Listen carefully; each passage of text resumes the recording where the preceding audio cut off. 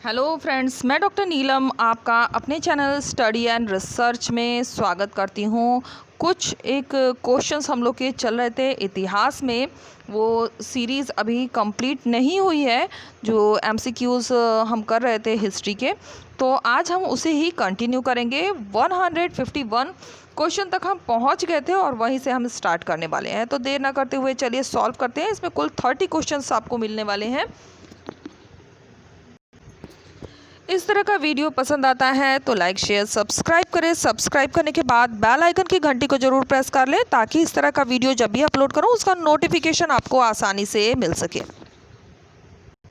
तो आगे है क्वेश्चन नंबर 51 पे। अखिल भारतीय कांग्रेस के प्रति ब्रिटिश सरकार का रवैया कौन से कांग्रेस अधिवेशन से कठोर होना प्रारंभ हुआ?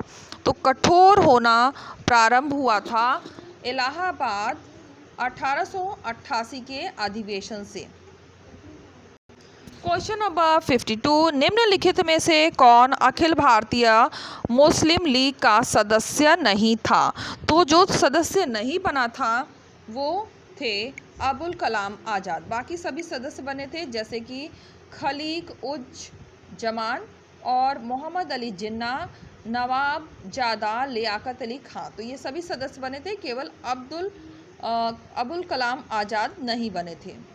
क्वेश्चन नंबर 53, सही क्रम क्या है? तो ये हमें सही क्रम इसमें व्यवस्थित करना है। तो चलिए फटाफट इसमें हम सही क्रम में इसे व्यवस्थित करते हैं। तो सबसे पहले हम रखेंगे नंबर 1 पे ब्रिटिश इंडिया एसोसिएशन को, नंबर 3 पे इंडियन लीग को, और सबसे लास्ट में, सॉरी ये गलत लिख दिया मैंने, हाँ, तो उसके बाद हम रखेंगे इंडियन एसोसिएशन को नंबर 3 पे। तो इस तरह से सबसे पहले आ जाएगा British east India association, India league और इंडियन एसोसिएशन लास्ट में। तो हमारा जो इसमें उत्तर बन रहा है वो बन जाएगा ऑप्शन ए। नेक्स्ट क्वेश्चन लेते हैं, क्वेश्चन नंबर 154। कांग्रेस के कलकत्ता अधिवेशन में किसने असहयोग कार्यक्रम के प्रस्ताव का विरोध किया? तो विरोध करने वाला कौन था? ये रहे ऑप्शन। तो ये विरोध करने वाले थे चित्तरंजन दास। ऑप्शन डी हमारा करेक्ट हो जाएगा। महात्मा गांधी के असहयोग आंदोलन का महत्व यह था। तो क्या महत्व था? तो जो महत्व था वो था यह एक महान एवं व्यापक आंदोलन इस अर्थ में था कि जनता में राष्ट्रीय जागृति उत्पन्न हुई। ऑप्शन सी हमारा करेक्ट हो जाएगा। क्वेश्चन नंबर 156, भारतीय राष्ट्रीय कांग्रेस ने कराची अधिवेशन में एक प्रस्ताव पारित किया। तो एक अधिवेशन में प्रस्ताव पारित किया था। तो इसमें जो उत्तर बन रहा है वो बन जाएगा ऑप्शन ए, मूलभूत अधिकारों व आर्थिक नीति विषयक प्रस्ताव पारित किए थे। निम्नलिखित घटनाओं पर विचार कीजिए। ये घटनाएं दी गई हैं, इसके बारे में हमने डिस्क्रिप्टिव स्टडी भी की थी, तो इन्हें हमें क्रम में व्यवस्थित करना है। तो कौन सा क्रम इसके लिए सही होगा? सबसे पहले आ जाएगा साइमन कमीशन, इसके बाद हम रखेंगे प्रथम गोलमेज सम्मेलन, फिर गांधी इरविन पैक्ट और लास्ट में कैबिनेट मिशन। तो इस क्रम में अगर हम व्यवस्थित करते हैं तो हमारा जो उत्तर बनेगा वो बन जाएगा ऑप्शन ए। क्वेश्चन नंबर 158, और यहाँ पे जो क्वेश्चन है वो कह रहा है निम्नलिखित सत्याग्रहों पर विचार कीजिए। तो ये सत्याग्रह दिए गए हैं, इन सत्याग्रहों का सही क्रम है। तो क्या सही क्रम है? क्रम लगाने के बहुत क्वेश्चंस आते हैं, तो उसके लिए आप डिस्क्रिप्टिव स्टडी करें, जो कि मैं आप प्रोवाइड करती हूँ आपको रात में डिस्क्रिप्टिव स्टडी की रेगुलर, और इस वीडियो के जस्ट बाद मैं डिस्क्रिप्टिव स्टडी हिस्ट्री की आपको प्रोवाइड करने वाली हूँ। तो चलिए इसका आंसर देख लेते हैं। जो हमारा आंसर बनेगा, तो चलिए इसे हम व्यवस्थित कर लेते हैं। सबसे पहले हम रखेंगे चंपारण नंबर 1 पे, फिर रखेंगे खेड़ा को, और नंबर 3 पे हम रखेंगे बोरसद, और सबसे लास्ट में वाई को। तो फिर से एक बार देख लेते हैं, चंपारण, खेड़ा, फिर बोरसद और वाइकॉम। तो हमारा ऑप्शन इसमें हो रहा है ऑप्शन बी हमारा करेक्ट हो रहा है। क्वेश्चन नंबर 159, किस आंदोलन विद्रोह में राजनीतिक शक्ति प्राप्त करने की चेष्टा की गई? तो राजनीतिक शक्ति की चेष्टा प्राप्त करने की जो कोशिश हुई है वो हुई है संथाल विद्रोह में। ऑप्शन सी हमारा करेक्ट हो जाएगा। खिलाफत आंदोलन का नेतृत्व किसने किया था? तो खिलाफत आंदोलन का नेतृत्व संभालने वाले कौन थे? तो ये थे अली बंधु। ऑप्शन बी हमारा करेक्ट हो जाएगा।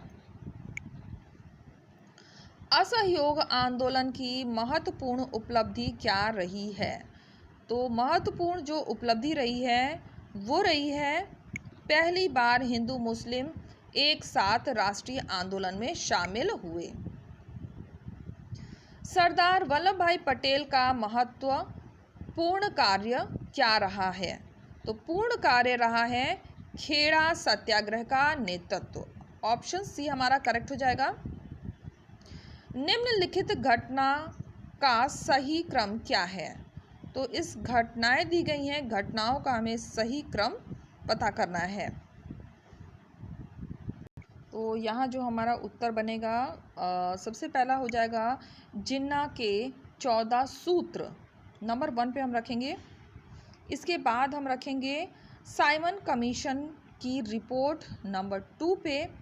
फिर हम रखेंगे कम्युनल अवार्ड को नंबर 3 पे और भारत छोड़ो आंदोलन को नंबर 4 पे। फिर से देख लेते हैं, जिन्ना के 14 सूत्र, फिर साइमन कमीशन की रिपोर्ट, इसके बाद कम्युनल अवार्ड और सबसे लास्ट में भारत छोड़ो आंदोलन। तो इसमें हमारा जो उत्तर बनेगा वो हो रहा है ऑप्शन सी।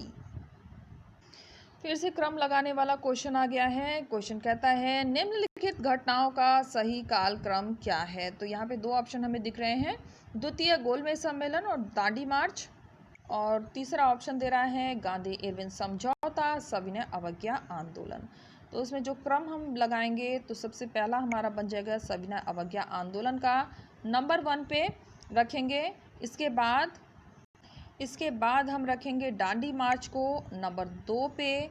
फिर हम रखेंगे गांधी इरविन समझौता को नंबर 3 पे और सबसे लास्ट में हम रखेंगे द्वितीय गोलमेज सम्मेलन को नंबर 4 पे। तो इस तरह से क्रम में लगा लीजिए। 2 पेज पे ये दिख रहे हैं इसलिए मैं रिपीट नहीं कर सकती हूँ क्वेश्चंस को।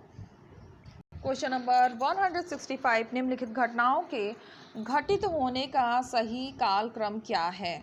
तो इसे भी हमें क्रम में ही व्यवस्थित करना है। क्रम वाले बहुत सारे क्वेश्चन इस बार आ गए हैं, तो चलिए क्रम में लगाते हैं। सबसे पहले हम रखेंगे जलियांवाला बाग हत्याकांड नंबर 1 पे। इसके बाद हम रखेंगे साइमन कमीशन को नंबर 2 पे। फिर हम रखेंगे नेहरू रिपोर्ट को और सबसे लास्ट में गांधी इरविन पैक्ट। फिर से देख लेते हैं, जलियांवाला बाग हत्याकांड, Simon commission, Nehru report, Gandhi Irwin pact.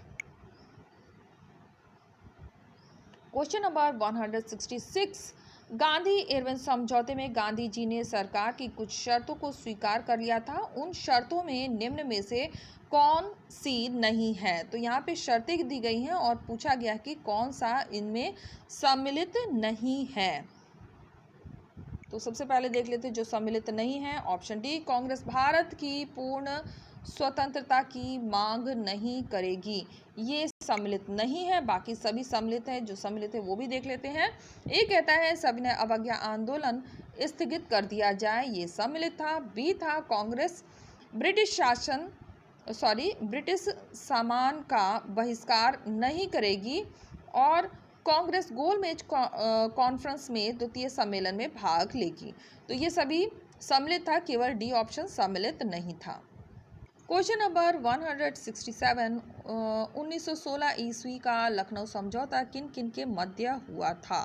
तो ये समझौता जो हुआ था ये हुआ था अंग्रेज और मुस्लिम लीग के मध्य। ऑप्शन सी हमारा करेक्ट हो जाएगा। आज़ाद हिंद फौज यानी INA के पराक्रमी वीरों के मुकदमे में निम्न में से किसने पैरवी की थी? तो किसने पैरवी की थी? तो पैरवी करने वाले थे उपयुक्त सभी, मतलब भूला भाई देसाई, कैलाश नाथ काटजू और तेज बहादुर संप्रभु। तो ये सभी के सभी सम्मिलित हैं। नेक्स्ट क्वेश्चन है क्वेश्चन नंबर 169। निम्नलिखित में से कौन सा नेता होम रूल आंदोलन से संबंधित नहीं था? जो संबंधित नहीं था, तो यहाँ दो ही ऑप्शन दिख रहे हैं। बाल गंगाधर तिलक ये सम्मिलित थे और एनी बेसेंट ये भी सम्मिलित थी, और ऑप्शन सी ये सम्मिलित सॉरी नहीं थे। एम एस जिन्ना ये सम्मिलित नहीं थे और अरुणले ये सम्मिलित थे। तो जो हमारा ऑप्शन क्वेश्चन था कि नहीं सम्मिलित था, तो एम ए जिन्ना सम्मिलित नहीं थे। ऑप्शन सी हमारा करेक्ट हो जाएगा। नेक्स्ट क्वेश्चन है मुस्लिम लीग की स्थापना के समय भारत का वायसराय कौन था? तो जो भारत का वायसराय बना था मुस्लिम लीग के समय, वो बना था लॉर्ड मिंटो द्वितीय। ऑप्शन बी हमारा करेक्ट हो जाएगा। निम्नलिखित में से किसका संबंध लॉर्ड चेम्सफोर्ड के कार्यकाल से नहीं है? तो लॉर्ड चेम्सफोर्ड के कार्यकाल से नहीं है मुस्लिम लीग की स्थापना, इसका संबंध नहीं है। बाकी सभी का है, जैसे लखनऊ पैक्ट, रोलेट एक्ट, प्रांतों में द्वैध शासन का प्रारंभ। हिंदू सोशलिस्ट रिपब्लिकन आर्मी का गठन किसने किया था? तो इसका गठन करने वाले थे चंद्रशेखर आजाद। ऑप्शन सी हमारा करेक्ट हो जाएगा। महात्मा गांधी कितनी बार भारतीय राष्ट्रीय कांग्रेस के अध्यक्ष चुने गए? तो ये एक बार ही चुने गए थे। ऑप्शन बी हमारा यहाँ पे करेक्ट हो जाएगा। चंद्रशेखर आजाद का जन्म कहाँ हुआ? तो इनका जो जन्म हुआ है वो हुआ है भावरा झबुआ मध्य प्रदेश। ऑप्शन बी हमारा करेक्ट हो जाएगा। सॉरी सी, भावरा झबुआ मध्य प्रदेश में। निम्नलिखित में से किस प्रसिद्ध वकील ने असहयोग आंदोलन के समय वकालत करना छोड़ा? तो वकालत करना छोड़ दिया था, तो ये थे टी प्रकाशम। ऑप्शन बी हमारा करेक्ट हो जाएगा। अखिल भारतीय हरिजन सभा की स्थापना किसने की? तो इसकी स्थापना करने वाले थे महात्मा गांधी। ऑप्शन बी हमारा करेक्ट हो जाएगा। भारत एक राष्ट्र नहीं दो राष्ट्र है, यह कथन किसका है? तो ये कथन दिया गया है मोहम्मद अली जिन्ना के द्वारा। ऑप्शन बी हमारा करेक्ट हो जाएगा। क्वेश्चन नंबर 178 मुस्लिम लीग के अधिवेशन में किस कांग्रेस नेता ने भाग लिया? तो किस कांग्रेस नेता ने भाग लिया था?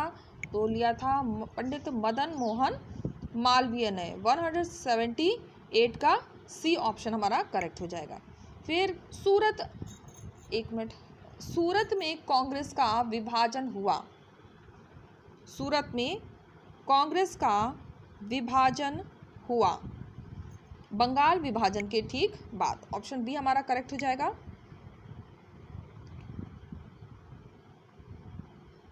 गरम दल ने क्या किया? तो यहाँ ऑप्शन आप देख सकते हैं। गरम दल ने क्या किया? तो गरम दल ने किया राष्ट्रीय शिक्षा को बढ़ावा दिया। ऑप्शन सी हमारा यहाँ पे करेक्ट हो जाएगा। और यहाँ हमने 30 क्वेश्चन फ्रेंड्स सॉल्व कर लिए हैं। तो आगे की जो 30 क्वेश्चन है वो हम कल सॉल्व करेंगे। तो फ्रेंड्स जैसा कि देख रहे हैं हम आगे अपनी प्लेलिस्ट में। अगर आपसे स्टडी छूट गई है, बीच के वीडियो आप नहीं देख पाए हैं या न्यू व्यूवर हैं, तो आपके लिए प्लेलिस्ट मैंने क्रिएट किया हुआ है। तो ये है CTET का ओल्ड पेपर टीचिंग रिक्रूटमेंट जो टाइम टू टाइम आता है वो भी प्रोवाइड होता है। फिर NTA UGC नेट का फर्स्ट पेपर, मैं ज़्यादातर पेपर ही अपलोड करती हूँ एग्ज़ाम के, और वो बहुत ही इंपॉर्टेंट है। अगर आप किसी एग्ज़ाम की तैयारी कर रहे हैं तो उसके क्वेश्चन पेपर ज़रूर सॉल्व करिए, जिस भी आप एग्ज़ाम की तैयारी कर रहे हैं। तो यहाँ पे आपको NTA UGC नेट का इतिहास का भी पेपर मिल जाएगा। तो यहाँ पे अब बहुत सारे वीडियो हैं, इन सभी वीडियो को मैं डिस्क्राइब नहीं कर सकती हूँ। अगर आपको कोई वीडियो पसंद आता है और पूरी सीरीज़ देखना चाहते हैं तो आप जाएँ डिस्क्रिप्शन बॉक्स में, वहाँ पर प्लेलिस्ट क्रिएट किया हुआ है, लिंक दिया गया है, लिंक के माध्यम से आप इन सभी वीडियोस का लाभ उठा सकते हैं। तो उम्मीद है आपको वीडियो पसंद आया होगा। वीडियो पसंद आता है तो लाइक शेयर सब्सक्राइब करें। सब्सक्राइब करने के बाद बेल आइकन की घंटी को जरूर प्रेस कर लें, ताकि इस तरह का वीडियो जब भी अपलोड करूँ उसका नोटिफिकेशन आपको आसानी से मिल सके। Okay friends, take care and bye bye.